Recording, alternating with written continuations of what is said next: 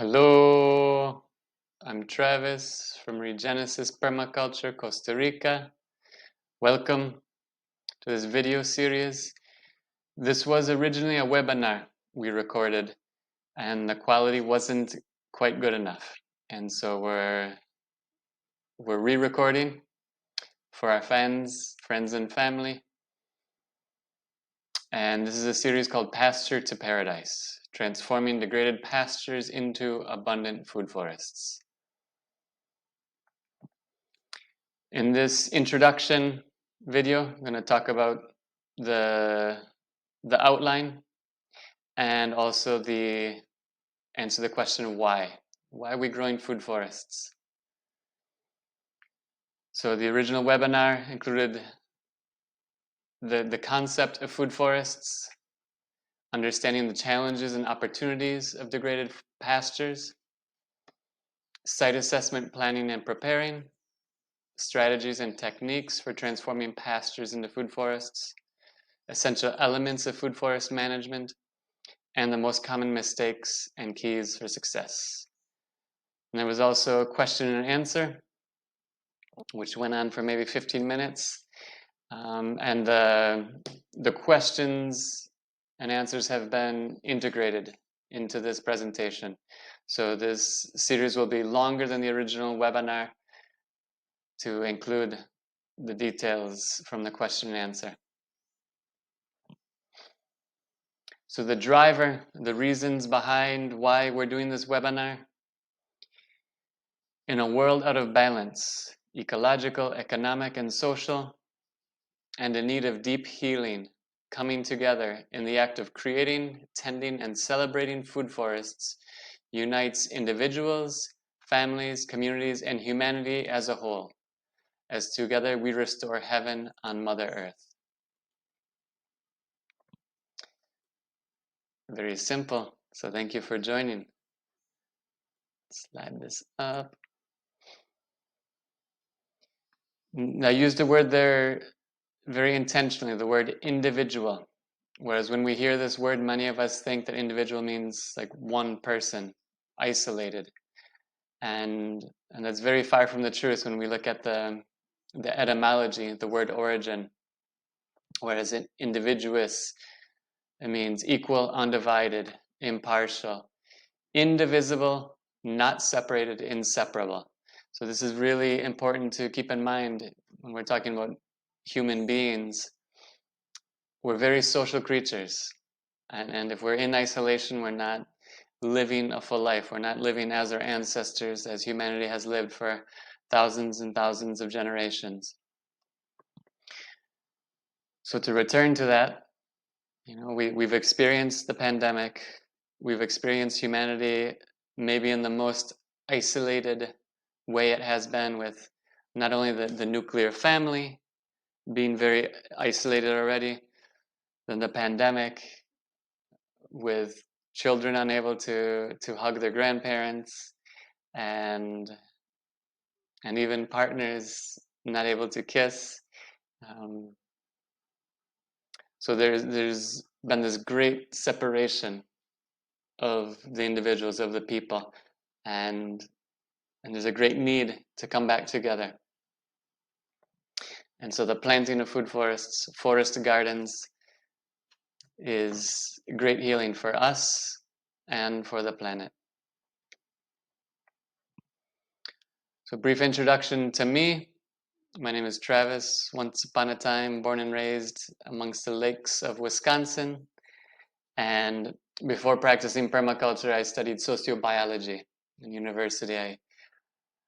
I saw that the way people were living was both destroying the planet because of the consumption, and also that people were unsatisfied and not happy in this way of life.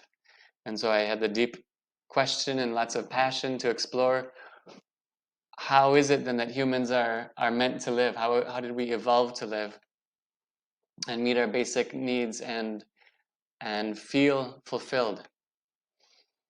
And my studies basically brought me to the conclusion that humans are meant to live in villages with 100, 200 people, large extended families or a couple extended families together, where everybody knows everybody, where the children are raised together, older children caring for younger children, showing them the ways, and eventually, of course, the children becoming adults and participating with the women or the men. And the women, of course, as mothers, as mammals, where the mothers lactate and feed the young. Of course, this happened in the center of the village, and this was the heart of the village. This goes hand in hand with the resurgence of women's gatherings and women's circles, where women have become very isolated in the modern world and have a true need for very regular communication and getting together, not only to talk, but also to share affection and other things, the social grooming. And this happened every day in the villages. They would raise the children together, care for the children together, and prepare food for the village. The men, of course, were around the village, often out doing work, construction, gathering materials, hunting. And this is not to say that men and women did not overlap. Of course, there was much shared tasks between this, but this is just a very broad and general explanation of the way that humans have evolved and the villages worked. Since then, I've been now 20 years in the tropics, mostly in Latin America, doing regenerative agroforestry and permaculture, teaching, facilitating permaculture workshops and designing, implementing, managing forest gardens, often with volunteer programs. REGENESIS is our permaculture design team and education. REGENESIS facilitates the recreation of heaven on Mother Earth through channeling and administrating resources in accordance with the ethics and principles of permaculture. Those three ethics being earth care, people care, and fair share. Fair share meaning the fair and just redistribution of resources, decision-making power, knowledge, information, and also investing into the future generations, of which our generation, our parents' generation, has taken so much from. Often unknowingly, but the consumption of humans in the last two generations has been out of balance in terms of fairness. We've consumed many more resources, energy, forest, soils, than our ancestors for many generations in the past. So why plant and care for food forests? I can explain a little bit with this lovely image showing humans, villages, and food forests and the interaction between them. And the key word here is nurture. Nurture has its roots in the Latin term nutrire, I believe is how you pronounce it. Old French, nourrir. It means to nourish, to rear. And so the concept of nurturing implies the care, support, and nourishment provided for the growth and development of someone or something, whether it be physical, emotional, or intellectual. So the point here being that humans nurture villages and villages nurture humans. And the same can be said for humans and food forests. One nurtures the other. And together, groups of humans in villages nurture and are nurtured by the food forests. There's a book, 1491, by Charles Mann. The link will follow down below. And he explains very clearly how the Americas, before the Europeans arrived and settled, was a very populated land with cities even larger than London or Paris at the time.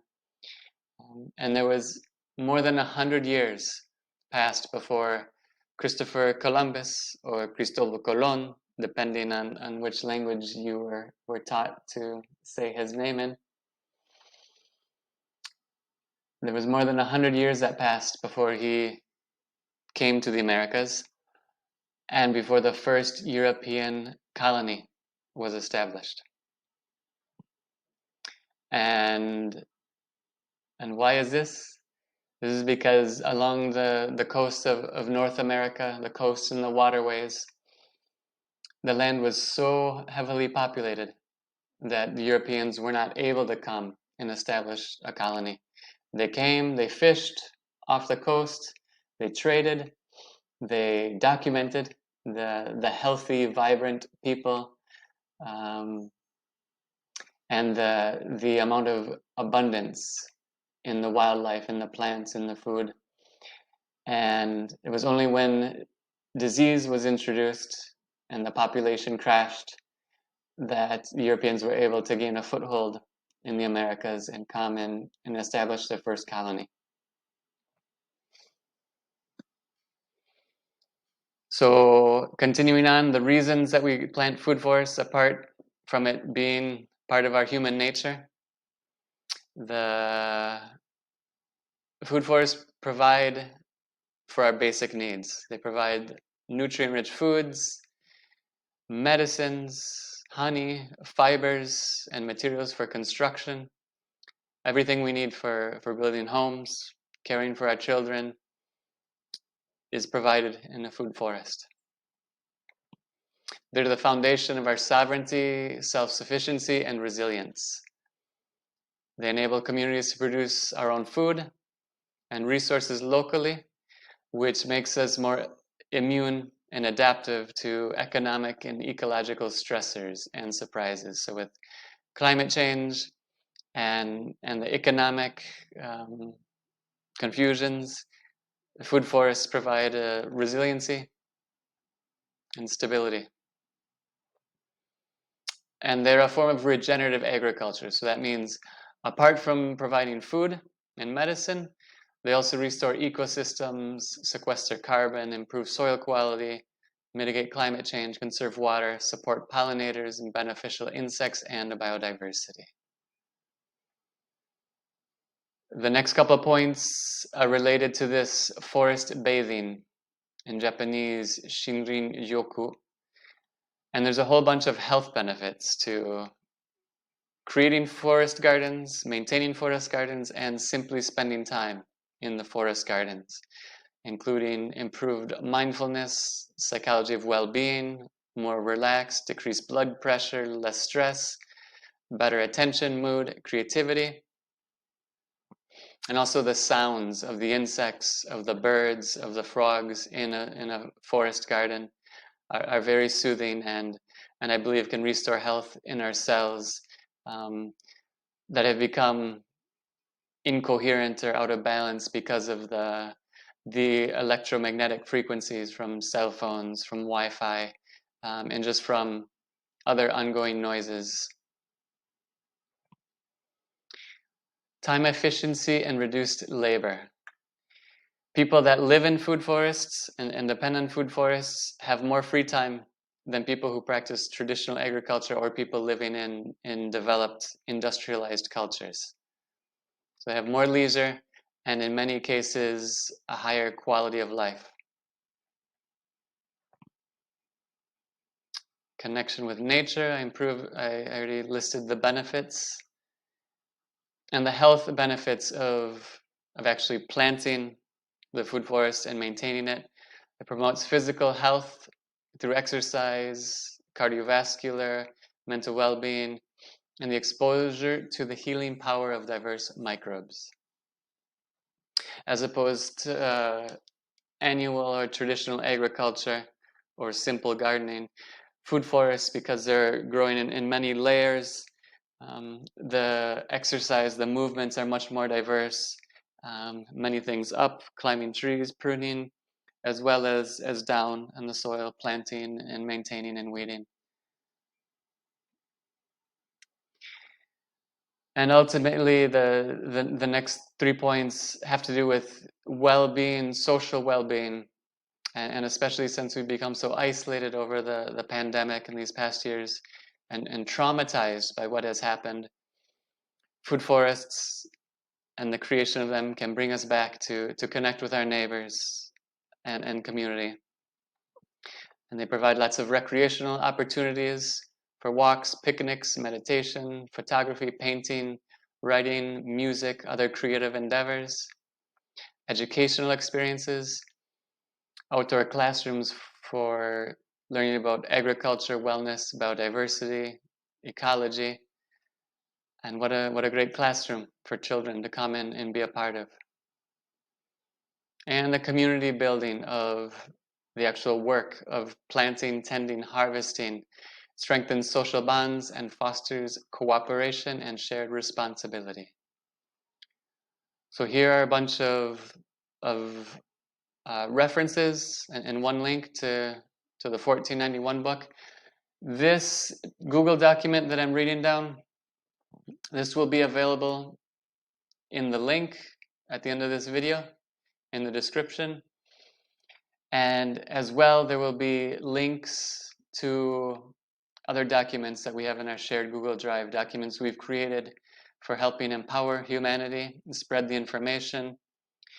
And throughout the whole series, this webinar series, there are links to other documents, links that cross-reference one another, and links about support species, about the food forest in general, about the design, and about the maintenance of the food forest. So be sure to find that information in the link below. Like, follow, love, share, and subscribe.